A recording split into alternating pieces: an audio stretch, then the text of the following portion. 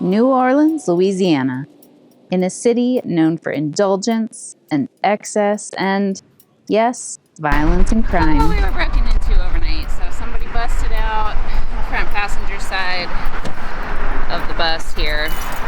Can you still have a family-friendly vacation? Well, despite our setbacks, we managed to do so, and we are here to share all of our favorite tips, resources, and attractions to have a great time with your family. We'll be sure to share the resources you need to check for safety, and stay tuned to find out whether we preferred Café du Monde or Café Beignet. Jean Lafitte Swamp Tours are the closest swamp tour company to the city center of New Orleans. What you doing, ladies? Climbing on the crocodile. Alligator. While there are other companies with longer or more elaborate tours, this one was just long enough to hold our kids' attention as well as being cost-effective for our large family. And our tour guide was extremely knowledgeable. We learned about the difference between swamps, bayous, and canals. We learned about cypress knees and the nesting habits of bald eagles in the winter. And despite it being a rainy day in January, we were still able to see plenty of wildlife, including snakebirds or anhinga, nesting owls, great blue herons, and of course, those gators. Our guide knew the nesting locations and habits of all of the animals. The kids particularly loved the gators. And as a bonus, the boats all had restrooms. So if you have small children, you know how big a deal that can be. I will be sure to leave the booking information site in the description box below. Well, do you recommend people come on a swamp tour when they visit New Orleans? Yeah. The local family-run Chateau Orleans Po' Boys restaurant was right down the street from our swamp tour. The ranch chicken and swamp tour fried artichokes were particularly great, and the fried pickles were amazing. The New Orleans City Park has a little something for everybody. We had started this day off unexpectedly rough. Be sure to stick around for the resource that you need to check to make sure you're in a safe area. But the city park was a welcome respite. With walking paths and gorgeous scenery, sculpture and botanical gardens and playgrounds and amusement parks, you could spend a solid week in this park and not see everything there is to see. Our kids just enjoyed the opportunity to run and climb and play for a little while after our stressful morning. But do you know what makes everything better? Beignets. Beignets make everything better. The world-famous Café du Monde also has a location inside the city park, and we took the opportunity to try out the classic beignets and café au lait, and let me just say, they live up to the hype. But you'll have to stick around to the end to see if we liked these better than Café Beignet. Once we had squared away our broken car window, the kids and I rode the historic streetcars down to the Garden District. I had found a self-guided walking tour created by a local tour company that we were using, and I have to give a shout out to Molly's Rise and Shine, a brunch spot that treated us like family despite being in the process of actively closing down for the day. I wasn't sure how interested my kids would be in this walking tour, but they surprised me. They may not have understood any of the cultural references or known who the rich and famous people living in the homes were, but they did really enjoy the architecture and other sights that we saw, and when I offered to end the tour early if they were tired, they all insisted that we continue. Be sure to check the description box for information about both guided and self-guided tours, as well as the public transit app and the passes that we used. We ended the night with dinner at New Orleans classic Deanie seafood. Our favorites were the boiled potato appetizers, the fried shrimp, and the Bucktown flatbread was a hit. There are also burgers on the kids' menu if you have little ones who are feeling a little less adventurous. While not in the city of New Orleans itself, if you do have an extra day to spend, like we did, I highly recommend making the trip down to Grand Isle State Park. It's about a 2-hour drive from the city center, and admission for the day is only $3 per person. Grand Isle is the outermost breaker island on Louisiana's Gulf of Mexico coast. And the state park has walking trails, beachfront, campsites, and fishing areas. We were there in January, so while not hot or particularly good swimming weather, the kids still had an incredible time walking the beach, splashing in the waves, digging trenches, building dams, searching for shells, and finding lots of critters and their remains. This was another great way to let the kids run and play and get some active activity in. And we enjoyed watching the commercial fishing boats out on the Gulf, as well as seeing some of the different wildlife. Now, there is not much near the state park, so I do recommend bringing your own packed lunch. We had our leftover Hertz donuts brought with us from the city. But we easily spent a day, despite it being winter and a large portion of the park being under construction at the time.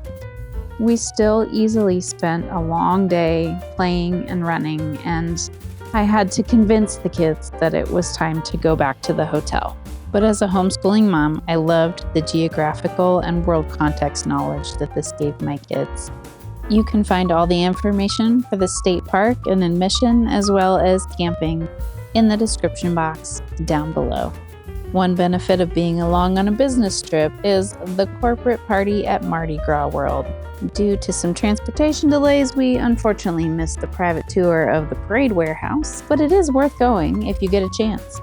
But the kids did still get to experience some of the lights and music and sights and sounds of New Orleans, but most importantly, the tastes.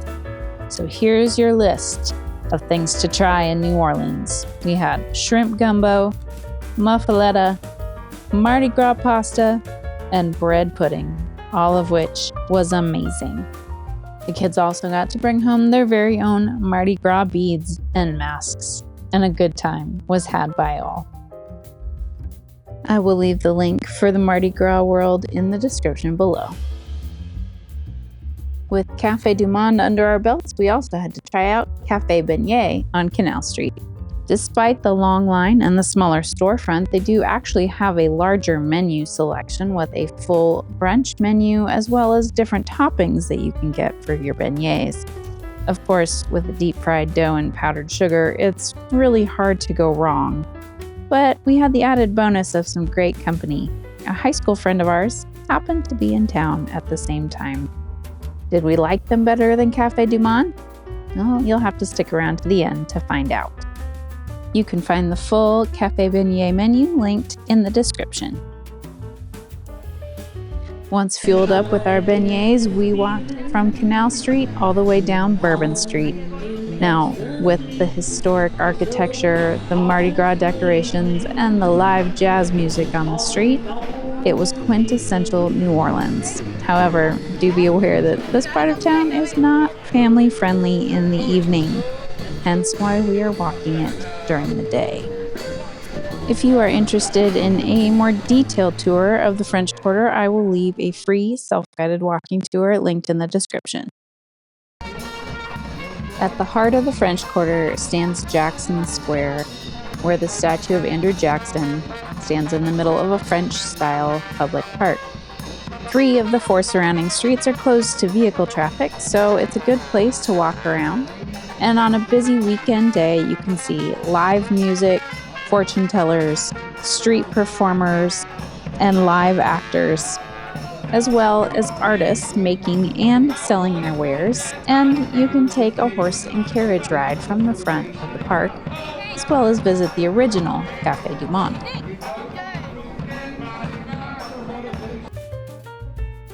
You can't miss the St. Louis Cathedral from Jackson Square. Dating back to the 1700s, this is the oldest continuous use cathedral in the United States. And when Mass is not in session, it is open to the public for no admission cost. Sometimes you can get tours from local parishioners, but you can always just come in and walk around. If you enjoy art history, you could probably spend days in here and still not see everything there is to see.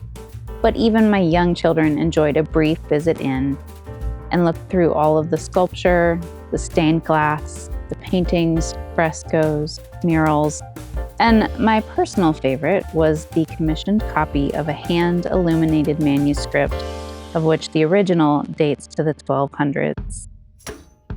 It's definitely worth your time to make a stop inside the St. Louis Cathedral. Across Decatur Street and just past the original Café du Monde, you'll find Dutch Alley, where there are several jazz-inspired and historical statues. My kids really enjoyed these in particular.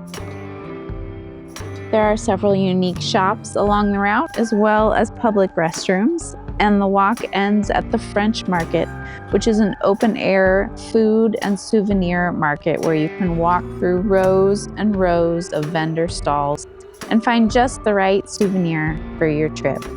Be sure to stop and take a picture with Martha here. She was my kid's favorite. After browsing the French Market, we made our way up to the Riverwalk Park along the banks of the Mississippi. Also known as the Moonwalk locally, we enjoyed watching the cargo ships come in, the cruise ships go out, as well as people watching and hearing live musicians along the banks. My kids even spent some time throwing crumbs to a flock of seagulls. That was a big hit. Sometimes it doesn't take much to entertain everyone. We walked along at sunset and saw the riverboats. We listened to the calliope music on the top of the riverboats. We saw more sculpture, and we loved to see the lights on the bridges and across the city as we walked down the river.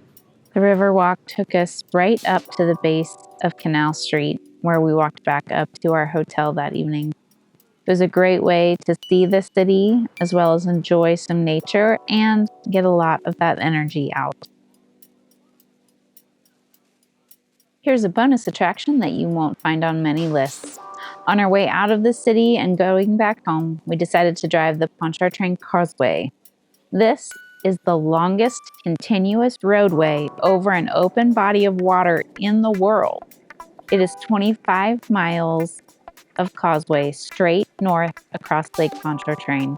It was pretty incredible to look out and see the water across the horizon. It took us less than an hour out of our way on the way home, and the kids really enjoyed it. We learned the hard way that not every area of New Orleans is safe for families to stay. But now we've learned that the New Orleans Police Department does keep a public list of crimes available on an interactive map.